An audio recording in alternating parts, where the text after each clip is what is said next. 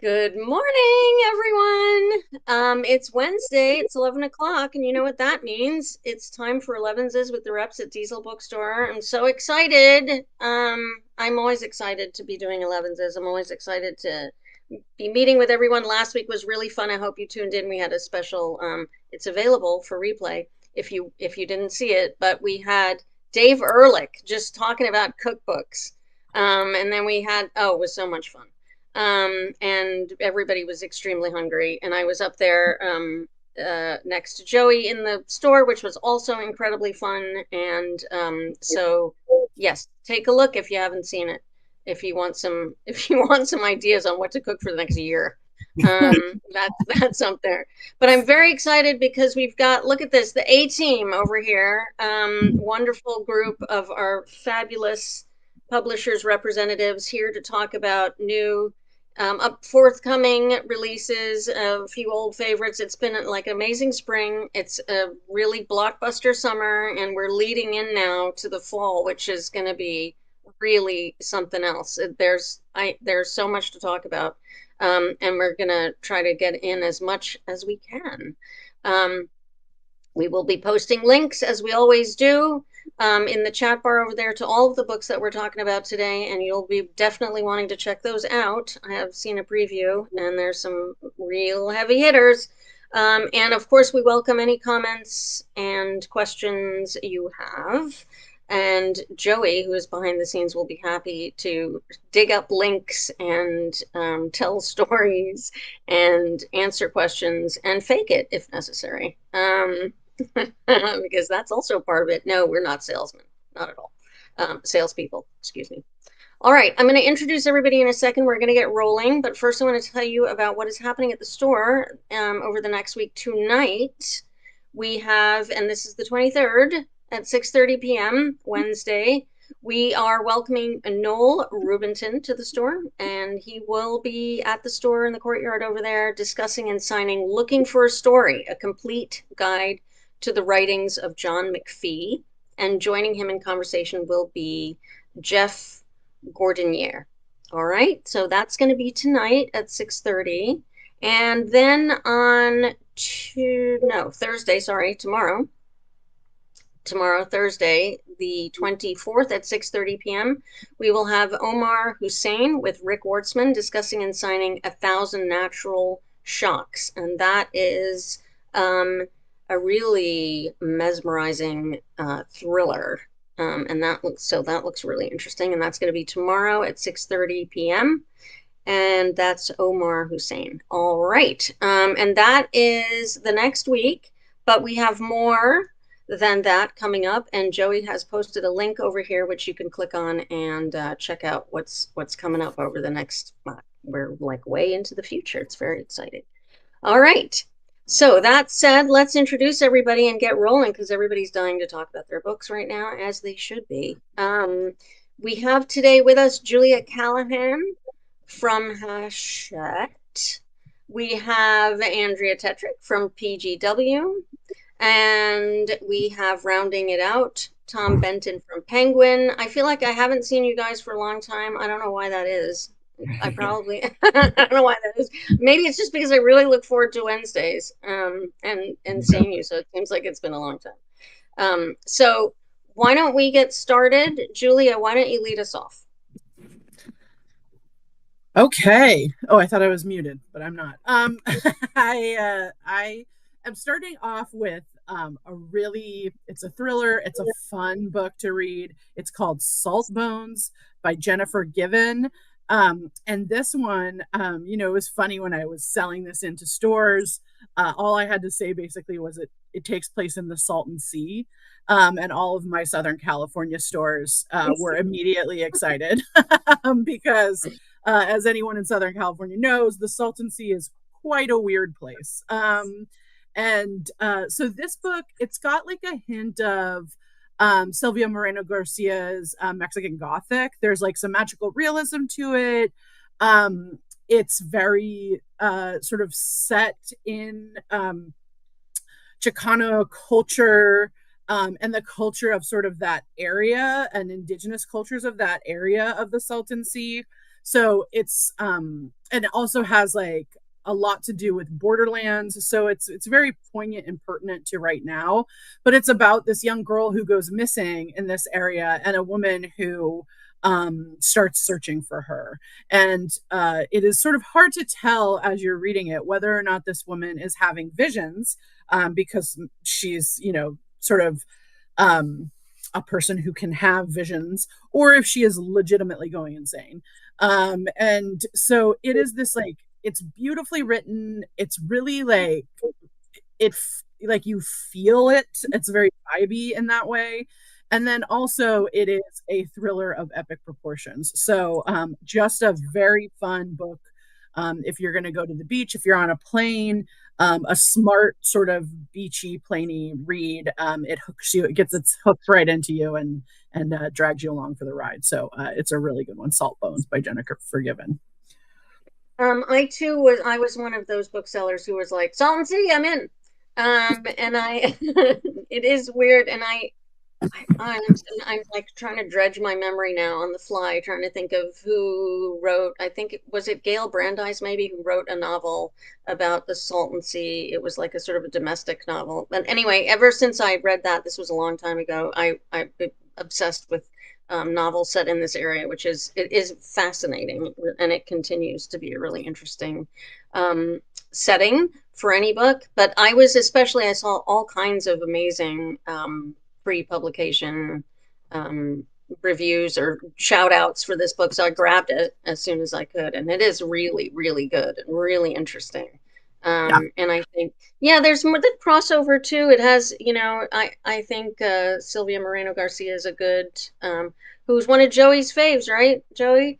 Um, it's a good comparison, but it's not totally in that, in that in her genre. I think it goes outside of that a little bit yeah, as well. Yeah. So really great, great novel. And I've been thinking about this one for so long that it's one of those that I feel like, oh, now hasn't this already been out?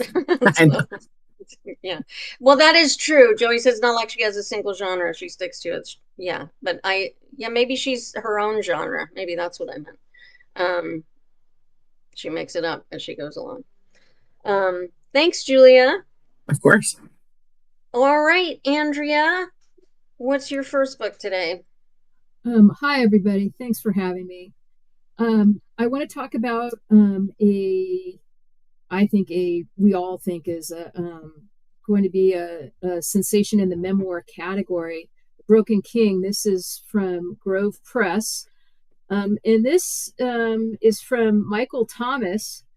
Um, and we just think it's a major literary event, like I said. And it's bound to draw a lot of critical review attention.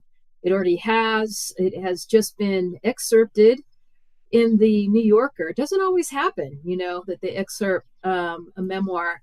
And you may have seen it already. It's called To Be Young, Gifted, and Black at Fenway. And that just published this weekend. And this memoir it's been more than 12 years in the making. It's the story of Black men over the past 150 years, distilled with candor and extremely great writing through the men of Thomas's family. And it also includes a reckoning of the author's breakdown during the writing of this book, because he was like dealing with such fraught and traumatic issues. And Thomas, you may remember his book from 2006. It was his debut novel, Man Gone Down. It was a New York Times top 10 book of the year and winner of the Impact Dublin Literary Award. So he's got some chops. He can write nonfiction, he can write fiction. And this is edited by the great Elizabeth Schmitz, who is the executive editor at Grove and leads the charge there with a great team of editors. she brought us Cold Mountain back in the day. That was her first book, if you can believe that. Did not know that. Yeah, and that's a good first book to have. Let me tell you, went on to sell millions of copies and was, of course, made into a great movie. Um, and the Indies made that book, and the Indies also made Thomas's first book, The Man Gone Down, and um, we expect that the Indies are going to be hand selling this like crazy as well. Great cover. That's our author. He's a good man, and this book is incredible. Let me see. Let me pull my notes up here. John Evans, co-owner of Camino Books in Del Mar, says, weaving together fact and feeling makes the best memoir, and memory into a kind candor. Generous and insightful, Thomason covers the layers of structural abuse and possibility in contemporary American manhood like no other. Vital, necessary, and beautiful. So that pretty much does it all. And, I highly recommend this memoir. If you read memoirs, go and check it out. And that's true what you say, actually, Andrea, about being able to switch between fiction and nonfiction. It's not that easy, and you have to really be inside your writing and your process to be that fluid between the two things. So this is a very exciting book. I'm sorry, is this on sale now? Did you? Yeah, it's on sale now. It publishes, I think the pub date is August 5th, but it's not a hard fast pub date, and it's in stores. You have a stack. And we have it. Yes, we do. Wonderful. And I could just stare at this cover all day. That's amazing. Yeah. Amazing looking Yeah, cover. I think so. It's very powerful. And yeah. I mean, the early reviews are just incredible. And definitely go and take a look at that New Yorker book about struggling to be a Black person and a Boston Red Sox fan. Right. Yeah, there is a clash. There is a clash. Yeah, absolutely. I have to check that out. Yeah, for sure. Thank you, Andrea. All right, Tom. All right. So Julia and Andrea have heard me struggle to talk about Pan by Michael Clune, which is my first. You know what? I feel like every time you've been on the last 3 times, it's been like a new thing, a new experience for Tom. Exactly. This is, but that's the great thing about this novel. It's a debut novel. It is unlike any book maybe I've ever read, and that's intentional. That's the kind of writer that he is. So this is the story of a 15-year-old kid in suburban Chicago. He's living with his father. He was kicked out of the house by his mother. He's living with his father in kind of a, dead-end suburban life in near Chicago. So that's Nicholas. He's 15, and things aren't great. Then he's in a geometry class, and he starts to, as he says, he realizes that his hands are objects. He's having a panic attack of some kind, but he feels he's disassociating from his body, and his hands seem separate. He talks to a doctor. They take him to a doctor, and reassured it's just panic, but he is not reassured. He thinks this could be a lot of things, including the Greek god Pan, inside his body, manifesting himself through the body. So it's really about coming of age, what it feels like to be a teenager in a way that, right, it's hard. It's like, how does a writer do that? And he's really attempting to get inside the consciousness, the body of a teenager and his friends. So there are great scenes in the barn. They call it the barn, where they're listening to music, away from the adult world, listening to music, talking about literature, and trying to figure out what the hell is wrong with Nicholas. So it's very cerebral, very rigorous in its way of telling the story and getting to inside a kid's body. It's an incredible achievement, and so it's really being it and he has been, up until now, I would call him a writer's writer. Like, other writers, of famous writers, look to him and have been looking to him. This is his first novel, but he's written 3 memoirs. The last one was a memoir. It was called Whiteout, a memoir of his own heroin addiction, which was a New Yorker top 10. So we have quotes from people like Paul Murray, the author of The Bee Sting, who says, "A true original, a new Michael Clune book is a cause for celebration." Ben Lerner on the cover says, "I steal language and ideas from Michael Clune." So that's what writers, and Lauren Groff, obviously one of my very favorite writers, calls it a brilliant, mind-bending, psychologically bending, really thrilling, interesting book. So writers are in love with him. He's given us his first novel. The reviewers, same kind of thing. Kaveh Akbar in the New York Times can't stop talking about how much he loves this book, just like on a sentence level, and how does Michael Clune do it. Wall Street Journal says, "Nick is a beguiling addition to the literary lineage of child mystics that descends from the stories of J.D. Salinger. Pan ought to be a breakout for Clune, who captures Nick's strobing visions with remarkable lucidity and excellent dry humor. The child mystic novel argues that maturation dulls us to elemental and overwhelming wonders. Pan is a reawakening."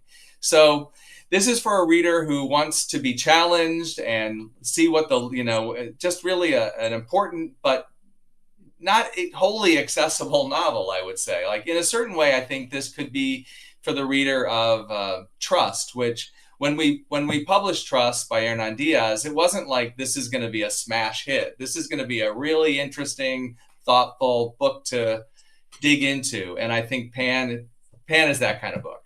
So it came out yesterday. I think it's going to have one of these books that just keeps bubbling and a long life. It was just today announced it was on the long list for the Center for Fiction's best first novel. So really excited to share Pan, and hopefully I did some justice to its complexity. No, I totally think you did. So for me, when the minute I saw and of course they sent out the advanced reader copies with that cover because you can't not look at it. You have to pick it up. And I thought, well, this looks interesting. And then I did read Whiteout, and that was really intriguing. I've read a lot of addiction memoirs for some reason. I don't know. They've come my way. Anyway, but which I thought was really good, really, raw and but really well written. And so I thought, well, this is really interesting. But also I knew right away that it's the kind of book you read when you don't mind being challenged. Yes. As a reader, I like being challenged. But you get more out of it if you are, ready for that. If you're feeling that kind of state. I mean, people could make fun of me by saying you have to be in the right headspace for certain books, but I mean, you do.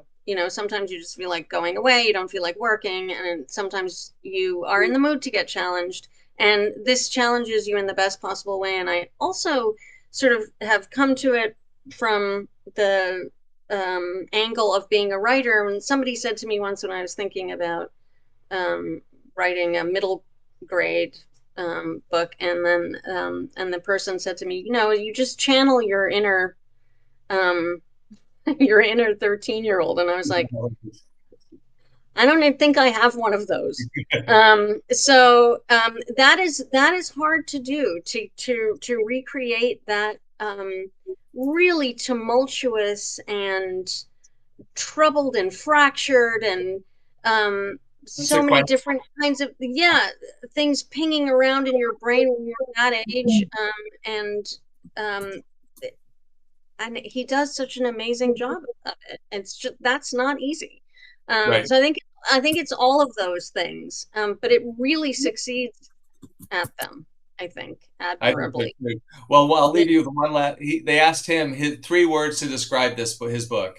One was funny, one was intense, and the last phrase is my favorite, tripped out, which I think that if you're prepared to be tripped out, this is a book for you. Yeah, and that pretty much describes adolescence, doesn't it? Yeah. Those 3 words, right? So, yeah, this is a great book, and I think it'll be, I'm so curious to see how it does, but I think it'll do really well. Thank you, Tom. All right. Back to you, Julia. Okay, so my next book is I think a very fun LA novel. This is a debut novel. It's called First Time Long Time by Amy Silverberg. And it is about a woman. She's an aspiring writer, and her brother has just died an unexpected death. So she's in mourning, and she's also like 25. And so I don't know if you've ever had hard times when you were 25, but you don't make great decisions. And I mean, even when you're older and you have hard times, you don't make great decisions, but particularly when you're younger, you make truly terrible decisions. And so she comes to LA looking for a fresh start, and sort of meets this like older aging rocker guy. He's a DJ. He does all sorts of different things. And I think the cover kind of says it all of what exactly she goes through. Just face down on the floor, a lot of sort of messiness of your 20s. I said the other day, like, you couldn't pay me to be in my 20s again. And this novel will remind you of all the reasons why you couldn't pay anyone to be in their 20s again. It is funny. It is heartfelt. It is fun to read. If you are in your 20s, it will give you some solace that you're not alone. And if you have graduated from that decade, it will remind you of all the terrible things that come with it.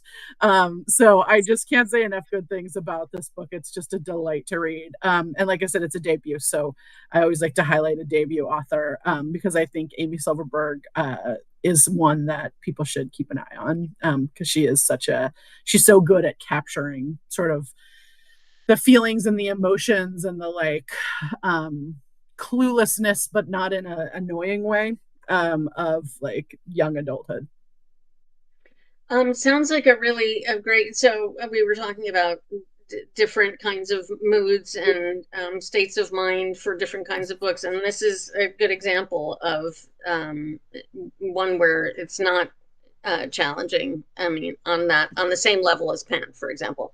But no. It's like facile, but it's just an easier read and one that you can really sort of relax into. And I think your comment that either solace or I'm glad that's behind me kind of a thing makes for a more enjoyable read as well. I haven't read this one, but this looks really fun. Yeah, it's delightful. Yeah. Delightful. I mean, that's a word we don't hear that often these days. There's not that much that's delightful right now. So there you go. Yeah. Thank you, Julia. Sure thing. All right, Andrea. Thank you. I have a McNally Editions title to talk about. McNally Editions usually, except for a rare occasion, they are really, their whole program is focused on reissues of note that should have never gone on out of print. And this is one of those. It's The Authentic Death of Hendry Jones. This is by Charles Neider, with a very incisive and beautiful foreword by Will Oldham, a.k.a. Bonnie Prince. Oh, my God. Bonnie Prince. Which one is it? Oh, no. Is it Bonnie Prince Charlie or? No. Bonnie Prince Billy. Really? Yes, because his name is Will. Yes, he's an amazing contemporary singer-songwriter who does a lot of great work with a huge band of rotating musicians in this kind of, it's a whole scene. Anyway, he's really great. You should check out his stuff. Okay, so this happens to be my favorite novel on the list, and it's just incredible. I've been basically strong arming people to bring it in. I'm just like, listen, you can't, you can't. I'm not going to let you skip. And so there's a lot of books out there on the shelf. So run down to Diesel and pick this one up. It's a dark Western set in Monterey and Salinas in the Maine. But it also has scenes of frontier dissipation and regret, running up and down the 19th century California coast and down into old Mexico, as the characters like to say. It's a slender little novel, but with this beautiful stylistic sensibility that anticipates the later work of McCarthy and also echoes Steinbeck. So there you go. It also influenced the old G Western directors in Hollywood during the golden era, and for good reason. It's just taught beautiful descriptions of the Western landscape and the early cities and towns along the frontier, and it possesses this complex characterization throughout. I swallowed this one whole. It is just so good. Couldn't put it down. The writing is beautiful, and once again, the crack team of editors at McNally Editions has done it by bringing this beautiful book back into print. This is a book I don't know at all. I mean, you had me at, well, the McNally editions they're just so great. I Yeah. love them. And let's just drift off for a second and talk about how nice the French flaps are, and the beautiful illustrations on the covers.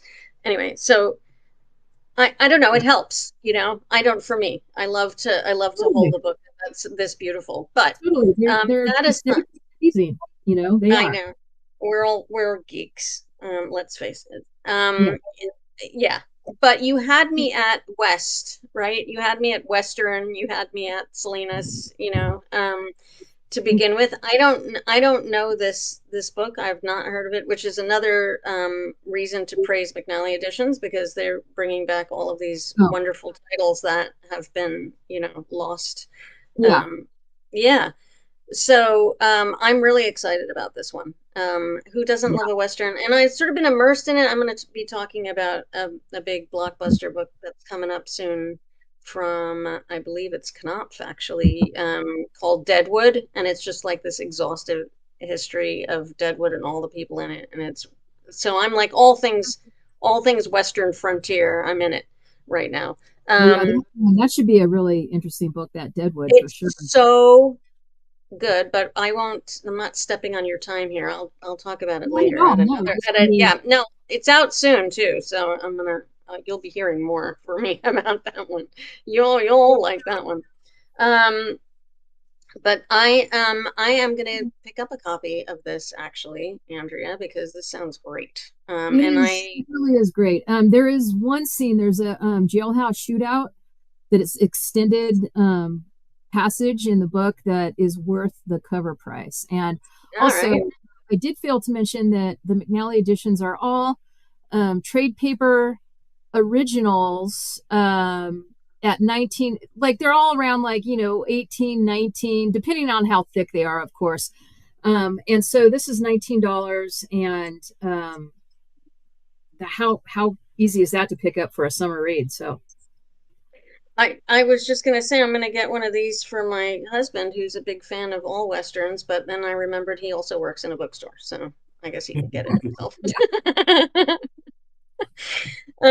Excellent. Thank you so much, Andrea. you're welcome. All right, Tom.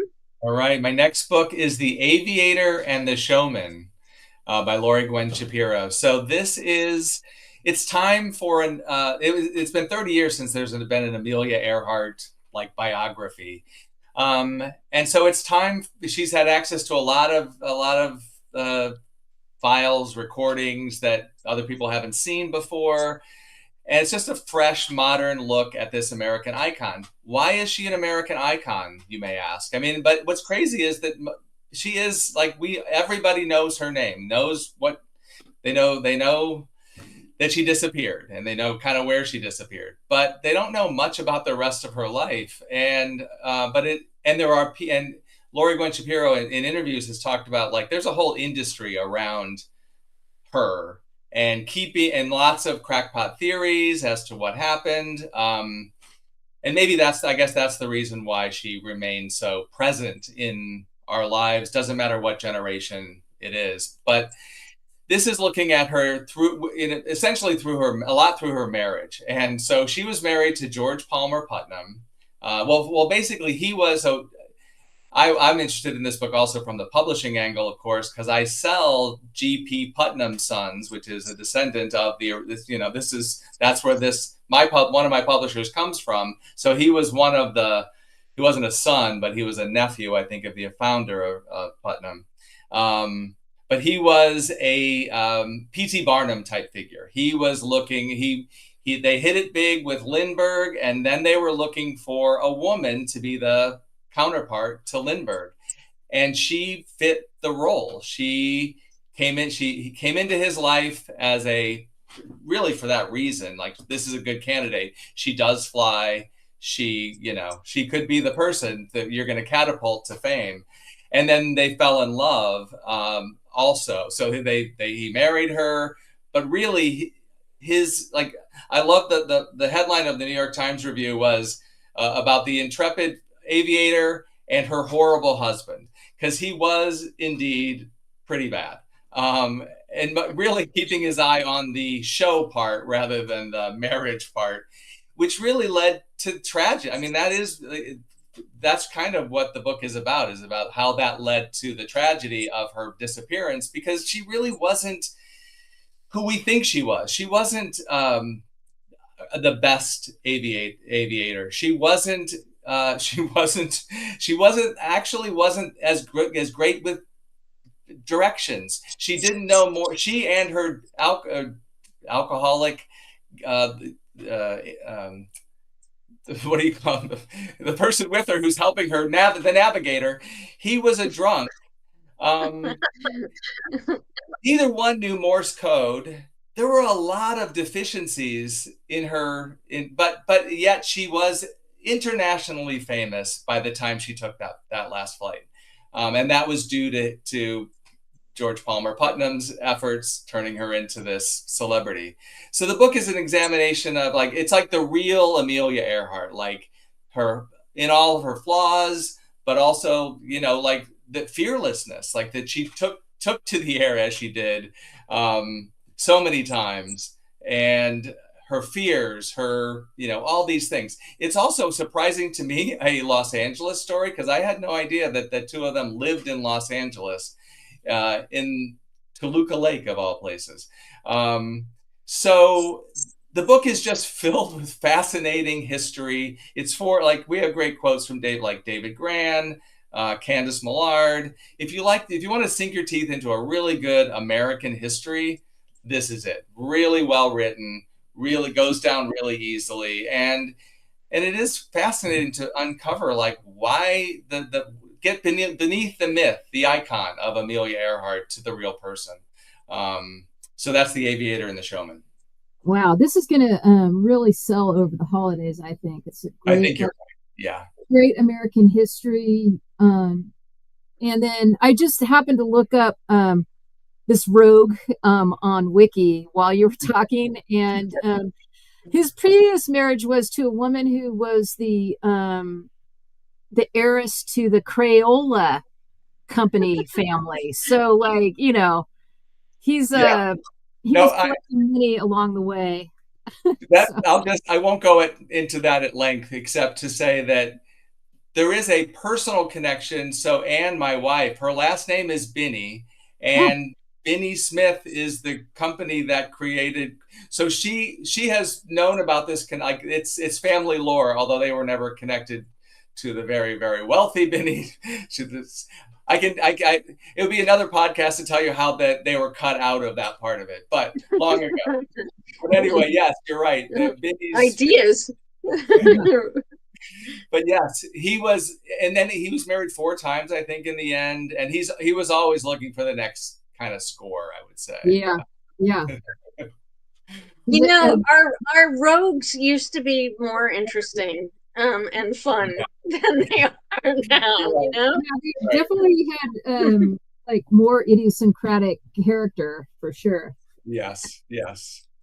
What a great story. And I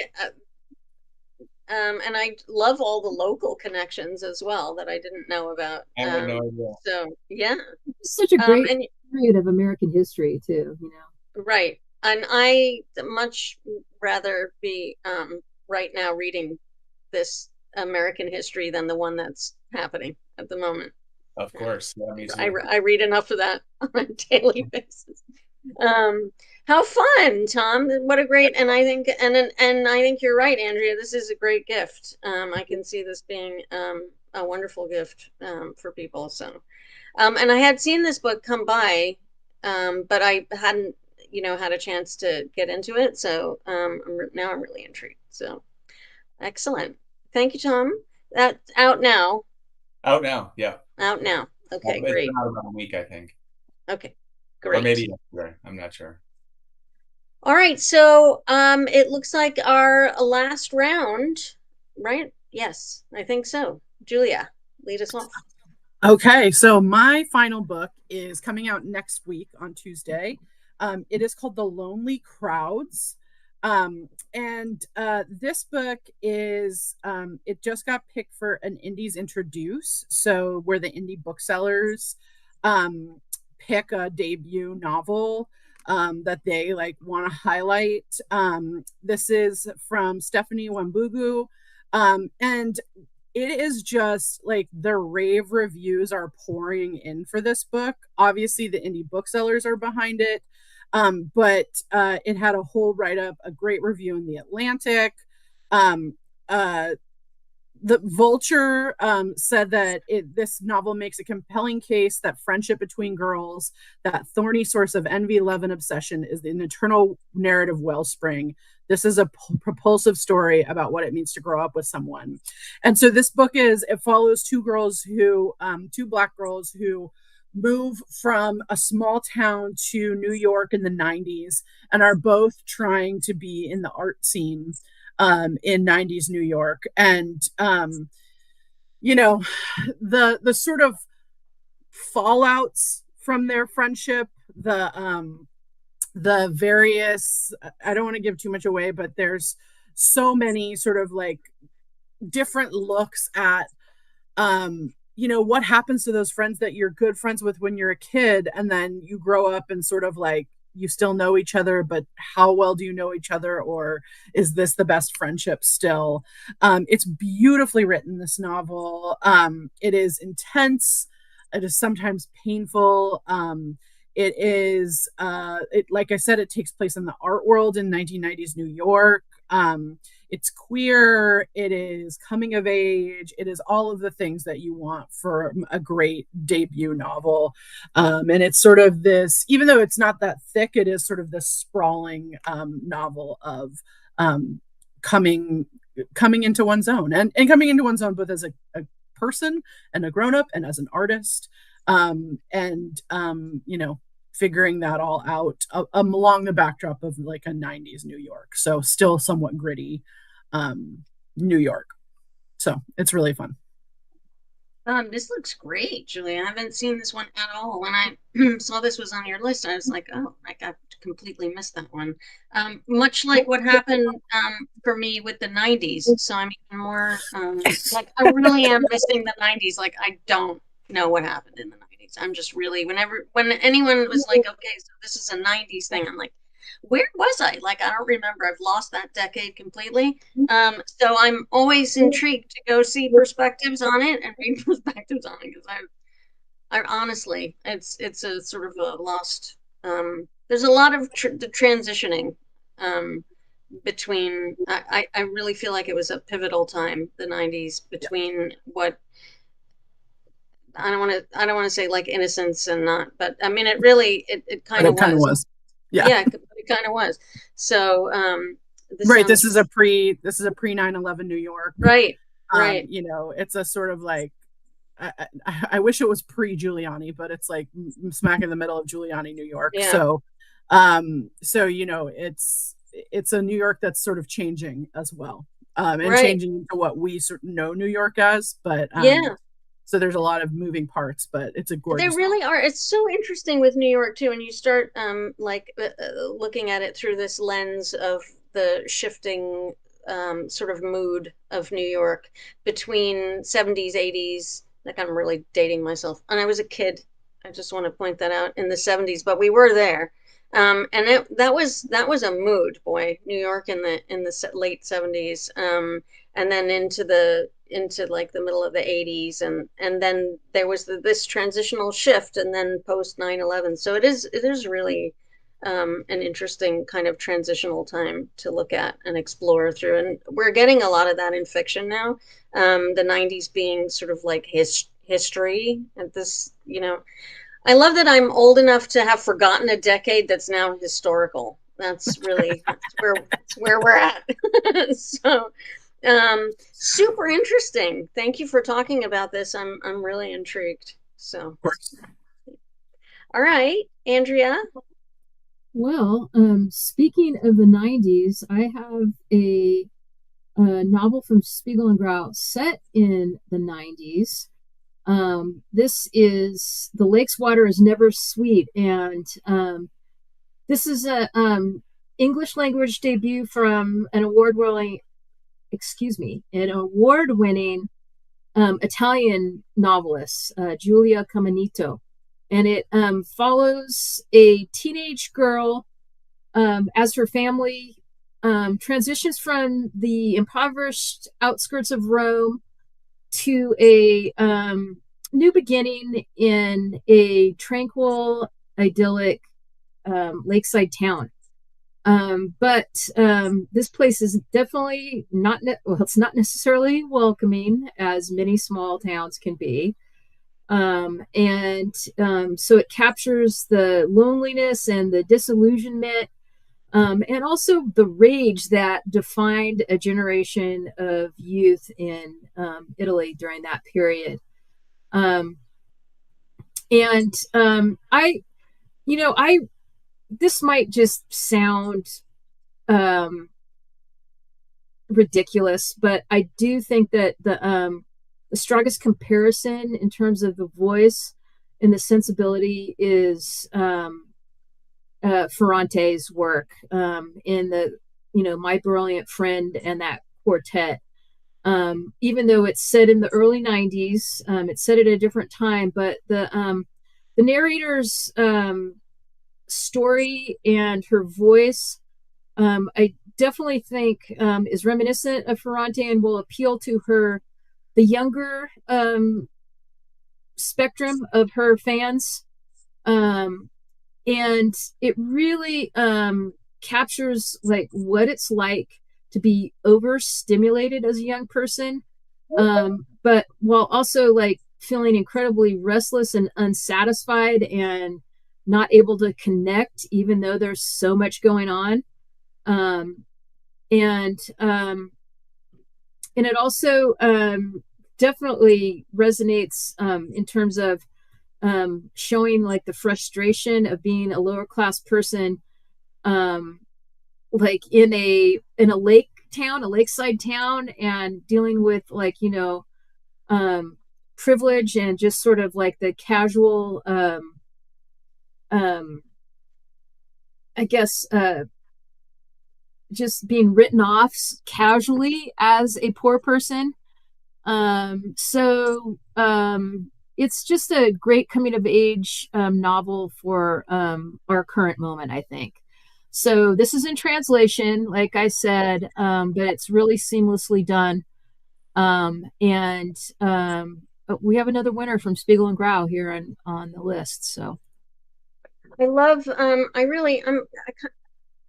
I maybe it's because I've started watching a lot of when everybody was just sitting around during the pandemic, just watching endless television, and from other countries because we ran out of of TV from it, and I wound up watching a lot of European shows, a lot of Italian shows, and then a lot of Italian shows based on Italian novels. And I've read Italian novels in translation before, but this really kind of expanded my library of Italian novels in translation, and I got really kind of attached to them. They've got a really interesting perspective, especially when it comes to this kind of like a coming of age or the small town vibe in a novel, with particular Italian flavor, not like the Italian flavor we're used to, but something a little bit different, how people really live.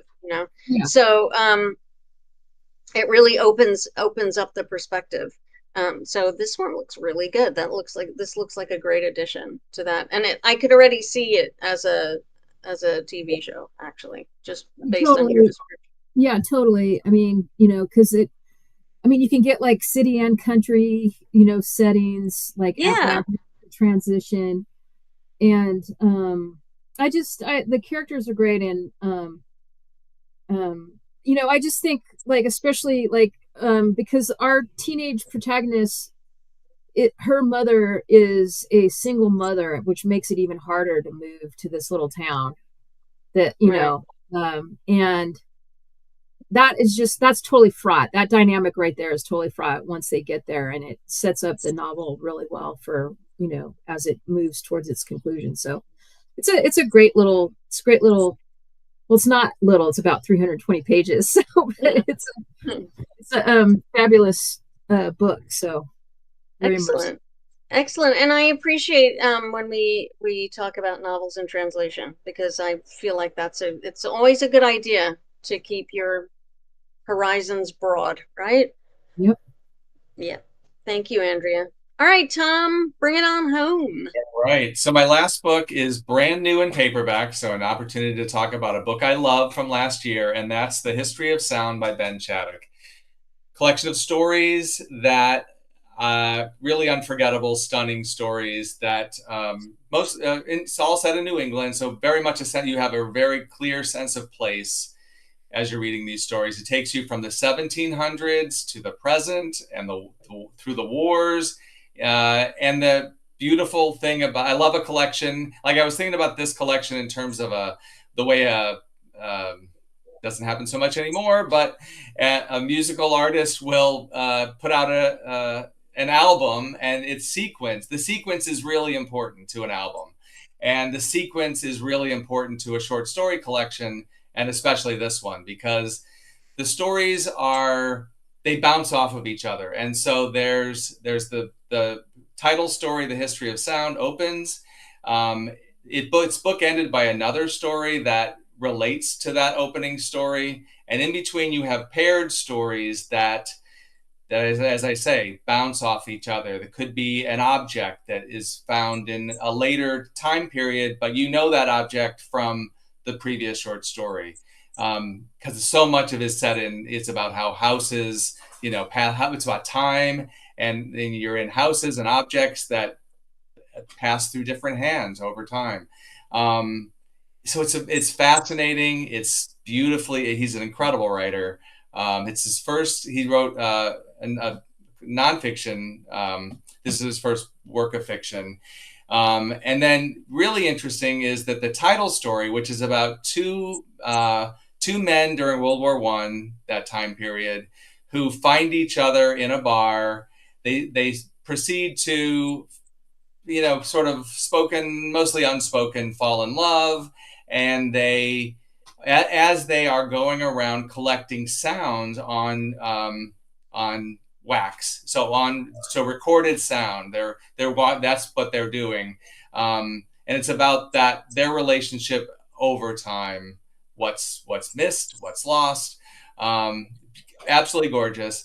And this story was published quite a few years ago, long enough that the film rights were bought, and the director came on board and brought in two unknown actors at the time, Josh O'Connor and Paul Mescal, who are now international stars. And so the movie of The History of Sound, that short story, is coming out this fall. But it's been in the works for like 5 years. And Paul Mescal, I think he might have been the first actor to sign on. And just, as he was making the latest Gladiator movie, he's also working on this small indie movie that he has been close to his heart for years now. So the book will get an extra bump in the fall when that movie is released. It definitely has, that will be like a modern Brokeback Mountain, a contemporary, like a new Brokeback Mountain kind of story. That's what The History of Sound, the story is.